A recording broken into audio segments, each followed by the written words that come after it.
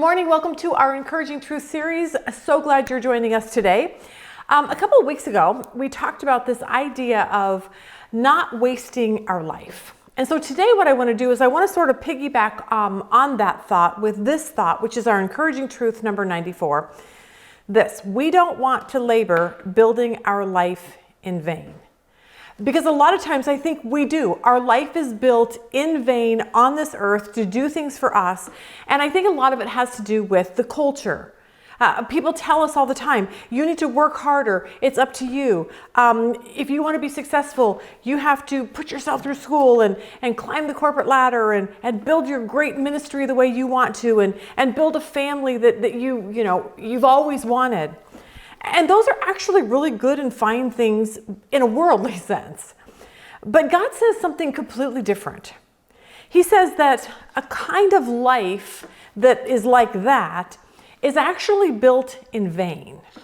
Psalms 127:1 says this: unless the Lord builds the house, those who build it labor in vain. Because here's what I think. We can have a good job and we can have a lot of money and we can be valedictorian, at our school. We can be a successful businessman or businesswoman. But honestly, we can miss the point completely to what this life is all about. So, what is the point? What is the point to this life? Well, I think it goes back to the Bible. The Bible says God created us. He created us to have a relationship with Him. But we were separated, of course, by our sin all the way back in Genesis. So He sends Jesus to die on a cross to bridge that gap. And for those of us who place our faith and trust in Him, He makes us a child of His. But He keeps us on this earth for a reason, for a purpose. Because there is an eternity waiting, an eternity. You're going to go to one of two different places. And our job is to tell people about this amazing offer of salvation that people can have through Jesus. When we become a follower of Christ, it actually changes everything. We suddenly recognize that we aren't born just to build a life here, just to raise kids, go on vacation, and then die. God doesn't have a problem with any of those things. He doesn't have a problem with getting married and having kids and going on vacation. But there's a bigger purpose that we have as followers of Christ on this earth. We have this amazing message about salvation that people all around us need to hear. Because when we read the Bible, the very words that God has given us, after reading the Bible, we see that, we have a short time on this earth. And even if we live to 100 or 110, we know that that's nothing compared to forever. So while we're on this earth, we want to learn to do this. Jesus tells us in Matthew 22:37, Jesus said, you shall love the Lord your God with all your heart, with all your soul, and with all your mind. As a Christian, that's what we're supposed to do. First and foremost, God first. Love Him first, more than anything else, anyone else. And the Bible tells us that our life should be built on Him. Knowing Him and living for things that matters for all eternity. That's what our purpose is in this life. We know that eternity is something that lasts forever and ever and ever. And so that's our purpose, to tell people about Him. So in order for that to happen, God says this: let me build your life. Let me build your life. Let me give you a foundation in your life that will give you great purpose and meaning for the short time that you have on this earth. Because we can all build a great life here and we can do great things. But honestly, in the scope of everything, it doesn't really matter. Because one day we die. And if we don't know Jesus and we die caring about all the things in the world, then we'll die separated from God and spend eternity apart from God forever and ever. But if we want to live a meaningful life, one that actually affects people for all eternity, then we need to let Him build our house. So what does that look like? Well, I think it has everything to do with this word here, these two words. We surrender. We surrender. We say, God, I want you in charge of building my life. We open the Bible. We see, what does the Bible say for us to do? We surrender everything. God, I'm giving you my finances. I'm giving you my job, my kids, my spouse, my marriage, my neighbors, my everything. God, I just want to build my house on you, and you will take care of the rest. Now, surrendering to God does not mean that we just sit back and do nothing. Because God builds our house, but we're His workers. We still have to do stuff.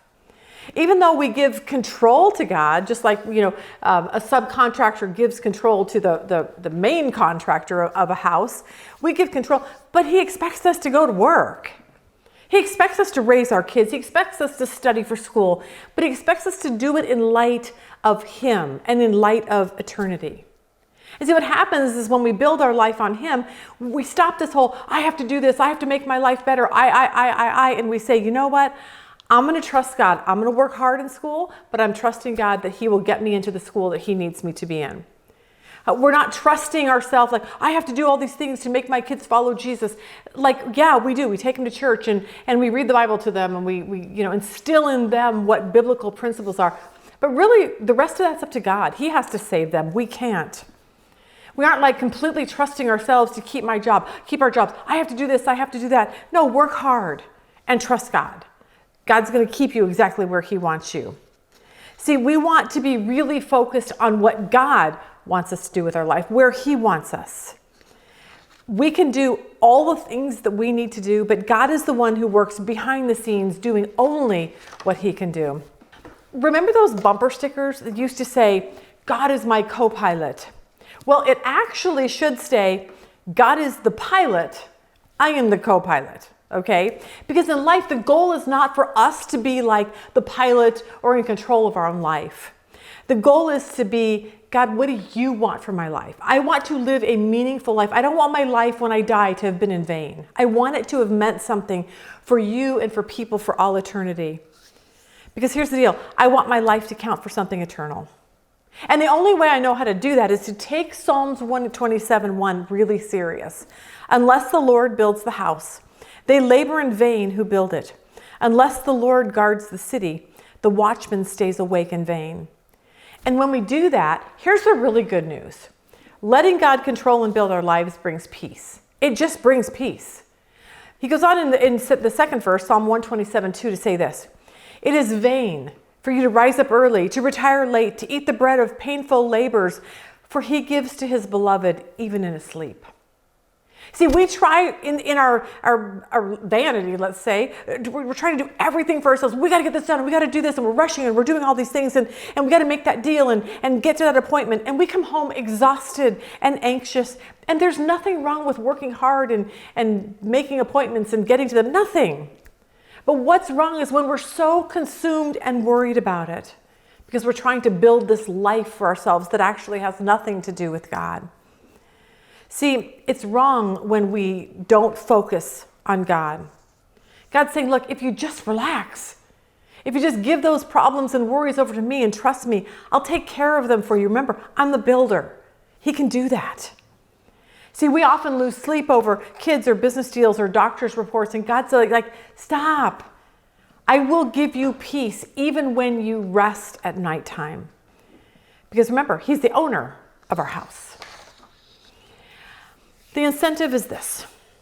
God can perform more good for those who trust him while they sleep than they can perform with anxious labor for themselves while awake. Isn't that fascinating? So God can do more for us when we're sleeping and relaxing than we try to do for ourselves during the day. So that leaves us to do this. What? Pray for the child that you're worried about. Pray for the meeting tomorrow. Pray for the doctor's appointment, and then go to sleep. Go to sleep in peace knowing God is that thing. He's the one that's building this whole house. Now, here's what you need to know. Doesn't mean everything's going to always go your way. It doesn't mean that things are always going to go right. Christians get cancer. Christians lose jobs. Christians, have loved ones that die. But peace comes from trusting God, that he always has a purpose behind what we can and can't see. We trust that God has a plan always in the good and in the bad. And this is why, because we've not built our life on circumstances. We just haven't. We have some friends that stayed with us a couple weeks ago. And on a Friday, when they were here, Rob got a phone call, and it was some really, really bad financial news that we were not expecting at all. But I was surprised at both of our reactions. We were just like, okay, I don't know. God's going to take care of this. I don't know how we're going to do this. I don't really know how all this is going to play out, but I have peace. God has given us peace. Why? Because I haven't built my house on what this earth, wants to give me. I've built it on God. And I'm like, God, you're going to have to help us with this, however that looks out. I don't know. Use us in the midst of this. An hour later, we get another phone call from a completely different business deal and hit us with more bad financial news. And Rob and I are just like, are you kidding? And our friends are like, is this normal for you guys? And it wasn't. It literally was so shocking that in one day we got hit with two really big things. But you know what? We actually had peace. And we had a lot of peace because we have allowed God to build our lives knowing a few things. Proverbs 3:5-6, trust in the Lord with all your heart. Lean not on your own understanding. All we could do is trust God. God, I don't know what to do in this situation, but you do. I'm going to trust you to work behind the scenes and do what needs to be done. In all your ways, acknowledge him, and he shall direct your paths. See, that's what we knew. We walked away going, we have peace because he's going to direct our paths. And then Romans 8:28, we all know that. We know all things work together for good to those who love God, to those who are called according to his purpose. See, we know our purpose on this earth is to point people to Jesus. We have this amazing message of salvation.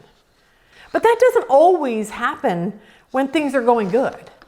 Maybe the best time for us to be able to be a light is when we're in a financial crisis and someone sees the peace that we have. I was listening to Jeremy Camp. He was giving an interview, and I really didn't know much about his story, but I was kind of surprised. He got married very, very young, and the woman that he was marrying had cancer. She went to the doctor. They said, oh, the cancer's gone. Yay, it's a miracle. They got married. She got back from their honeymoon. She said, I'm not feeling very well, and within 3 months, she died. Now, that's a big sadness in someone's life. But the cool part about his whole story was they had built their life on Jesus. She died praising and worshiping God because she knew in just a few minutes the earth isn't going to matter anything, but eternity does. Jeremy knew that God would get them through it. And he would use her death in mighty ways, which he did. But because they had built their life on God, her death was not in vain. Her death actually pointed people to Jesus because Jeremy and his wife allowed God to be the builder and owner and boss of their life. And they always trusted that they knew what the builder was doing. Even if they didn't understand it, they trusted him. So, because eternity is the goal, while we live here, let's not build our life in vain for things here. Encouraging truth, number 94, is this. We don't want to labor building our life in vain. I want to build a life that's built on helping people find eternity forever and ever. Hopefully that helps you today. Have a really good week.